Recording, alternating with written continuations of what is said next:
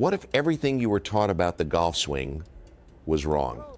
For decades, every coach, every manual, every PGA certified instructor said the same thing. Rotate fully, swing long, drive through with your whole body.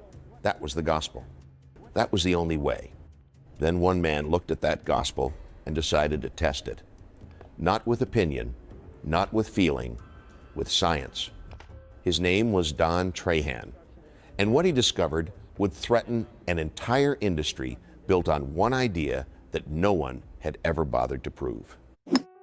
Don Trahan was born in 1949 in New Bedford, Massachusetts, a cold, working-class port city, better known for its whaling history than its country clubs.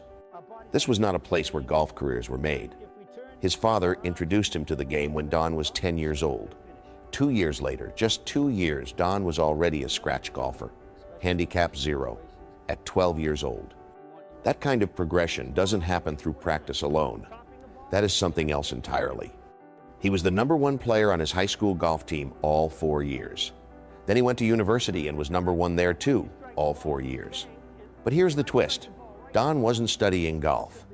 He was studying political science and history. His plan was to become a corporate attorney. He graduated in 1971 with a double major and a clear career path ahead of him. Then he met Susan. They married in 1973, packed their bags, and moved to Florida, not for law school, not for a career in politics, but to chase something Don could never quite put down: a PGA Tour card. The lawyer was gone, the golfer had taken over, and nothing would ever be the same. Florida, 1973. Don Trahan arrived with a dream and a swing he believed in. He took an assistant's job at a local club, entered the PGA of America apprentice program, and spent years grinding, learning the business of golf from the ground up. By 1977, he had earned his Class A membership. He was a certified professional. The tour was within reach. Then came Atlanta, 1980. The Atlanta Classic, Don's one and only PGA Tour start. He stepped onto that course carrying everything he had built over 7 years, and he missed the cut. One tournament, one cut line, end of the road. For most people, that would be the final chapter. Pack up, find a club job, teach weekend golfers, and let the dream quietly disappear. But Don Trahan was not most people. He didn't walk away from golf. He walked toward a question that had been forming in the back of his mind for years. Why does the conventional golf swing destroy the human body? Look around any golf course. Bad backs, torn shoulders, blown out knees. Players in their 50s and 60s forced to quit a game they love because their bodies simply cannot handle the full rotation, the deep torque, the violent uncoiling that every instructor demands. Don started asking engineers, physicists, a kinesiologist, an orthopedic surgeon. He wanted to understand not just how to swing a golf club, but how the human body actually moves and what it can sustain without breaking down. The answer he found would change everything. Most golf instructors learn by watching. They copy what the best players do, break it down into steps, and teach it forward. Don Trahan did something different. He went to the source, not the tour, not the history books, but the laws of physics and the structure of the human body itself. What he built became known as the peak performance golf swing, and it looked nothing like what anyone was teaching. The conventional swing demands a full shoulder rotation, 90 degrees or more, with the club traveling all the way back to parallel with the ground. Maximum turn, maximum power. That was the doctrine. Don threw it out. His swing used only 3/4 of that backswing. Limited hip and shoulder rotation, a more vertical swing plane with the club traveling upward rather than sweeping wide and flat. And instead of the dramatic twisting follow-through most golfers are taught, his swing finished in what he called the T finish, standing tall, balanced, composed, like a surgeon after a clean procedure. Don explained his philosophy in his own words. Everything I teach is based on the laws of physics and physiology, the laws of the universe. If you break those laws in your swing, you have a greater opportunity for error. The club is a tool, and the body is a tool. And the foundation of everything began before the swing even started. As he put it simply, the setup determines the motion.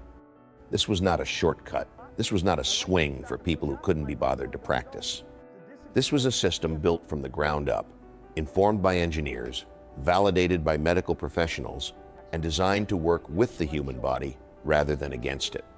The golf establishment looked at the peak performance golf swing and saw a problem. It was too simple, too different, too threatening to decades of accepted wisdom. But Don Trahan had something they didn't expect him to have. Proof? Opinion is easy to dismiss. Data is not. Don Trahan understood this. He had spent years building his system, refining his arguments, convincing students one swing at a time. But as long as the peak performance golf swing remained a theory, something one man believed, something that felt right, something that seemed to work, the establishment could simply look away. They had done it before, they would do it again. So Don did something no golf instructor had ever done before. He submitted his method to science. He participated in a formal biomechanical study alongside engineers and medical professionals, a rigorous, data-driven examination of what actually happens when a golfer swings a club. The question at the center of the study was simple and direct. Does a short three-quarter backswing with limited rotation produce less clubhead speed than a full parallel backswing? The answer, published in the February issue of Senior Golfer magazine in 1998, was unambiguous. No, it does not. A 6-page feature laid out the results in full.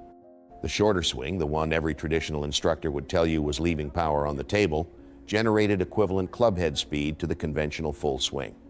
And it did so with dramatically less stress on the spine, the hips, and the shoulders. This was not a testimonial. This was not a marketing claim.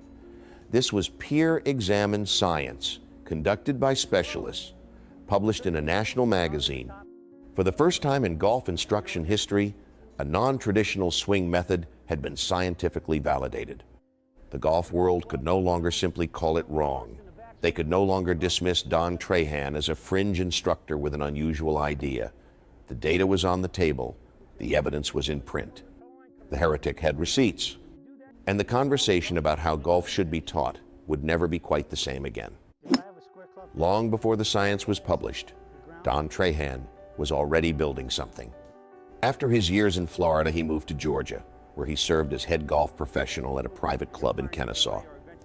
Then came the opportunity that would define his public reputation. He was appointed director of golf instruction at Sea Pines Resort, home of the famous Harbortown Golf Links on Hilton Head Island, South Carolina. At Harbortown, Don didn't just teach, he built. He created one of the most organized and successful teaching centers in the United States, complete with a full certification program that trained every instructor at the resort under his system and his standards. His students included members of the PGA Tour, the LPGA Tour, and various other professional circuits, college players, junior players. Anyone serious about the game came through his program. The recognition followed. From 1987 to 1992, he served as a teaching editor for Golf Magazine, one of the most widely read golf publications in the world. In 1991, Golf Magazine named him one of the 50 best teachers in America. In 1996, he appeared again on their list of the 100 best teachers in the country. Then in 1992 came the title that mattered most. Don Trahan achieved the status of PGA Master Professional, the highest designation the Professional Golfers Association of America can award. Very few instructors ever reach it. His peers had given him a nickname long before any of these honors arrived. They called him the swing surgeon because, as it was said, he could take apart a golf swing and put it back together without leaving any scars. There is a moment every teacher lives for. Not an award, not a publication, not a ranking on some industry list. The moment when a student walks onto the biggest stage in the world and performs. For Don Trahan, that student was his own son. DJ Trahan grew up on Hilton Head Island, following his father to the lesson tee from the time he could walk, from the time he could hold a club. DJ was watching his father teach. absorbing every detail of the system Don had spent years building. One student recalled years later, "I remember well DJ too. He often accompanied his father during lessons. DJ never learned any other swing, not the conventional method, not the full rotation doctrine the rest of the golf world was teaching. Only the surge swing his father's swing, built on physics and physiology, refined over decades." And when DJ reached the PGA Tour, something remarkable happened. Golf analysts and commentators began remarking repeatedly that DJ Trahan had one of the simplest, most consistent swings on tour. Clean, repeatable, effortless in appearance. Then came the Bob Hope Chrysler Classic in 2008. DJ entered the final round, trailing by 4 strokes. He shot a 7 under 65, erased the deficit, and won by 3, claiming a career best payday and announcing himself as one of the most dangerous players on tour. That swing carrying him down the final fairway was not the product of any academy, any renowned coach, any conventional system. It was his father's swing, built in a backyard, tested in a laboratory, proven on the biggest stages in professional golf. By the time DJ's career earnings approached $10 million, no further argument was necessary. The swing worked. The proof was walking the fairways every week. By the time the internet arrived, most golf instructors were still working the same way they always had. One student, one lesson tee, 1 hour at a time. Don Trahan saw something different. He began filming instructional videos from his own backyard. No studio, no production crew, just Don, a golf club, and decades of knowledge pouring through a camera lens. He called it the backyard driving range. And it reached people that no golf school, no resort teaching center, no magazine column ever could. A community formed. They called themselves Surgites, and they came from everywhere. Bill Baker, a student who had first taken lessons from Don in the 1980s, wrote after Don's passing, "I am now 90 and still enjoying golf." From Finland, a man named Apo wrote, "He is my golf's creator." A student known as Maris described what the videos had meant. "The peak performance golf swing videos have allowed me to play golf again almost pain-free." These were not elite athletes.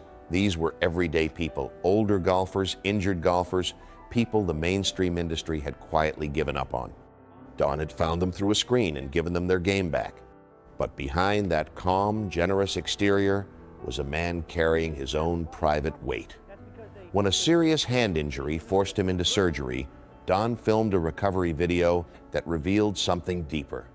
He spoke about his own father, the man who had first put a club in his hands, who had surrendered to alcohol and cigarettes in his final years, withdrawing slowly from a life he could still have been living. Don's voice was quiet, sad, but certain. "I am not going to be like that. I am one of those guys who will have no problem enjoying retirement, playing as much golf as possible while enjoying my family to the full." He meant every word. On the 21st of June, 2024, Don Trahan passed away at Massachusetts General Hospital. He was 74 years old. The illness was brief. The life behind it was not. When the news reached the Surgite community, responses came from every corner of the world: Canada, Finland, Australia, the United Kingdom. Ordinary people, writing in grief about a man most had never met in person. One of them wrote simply, "I felt I knew him." That is the only measure of a life in teaching that matters. Don Trahan never won a major.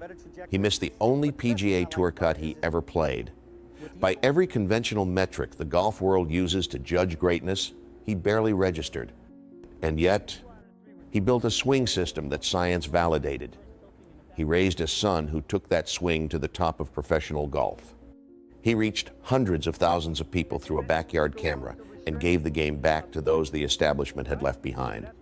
He did it without a tour victory, without a sponsor, without the approval of a single governing body. He did it because he was right, and he was willing to spend a lifetime proving it. The golf swing Don Trahan built is still being taught, still being learned, still changing lives in backyards and living rooms around the world. The surgeon may be gone, but the swing lives on.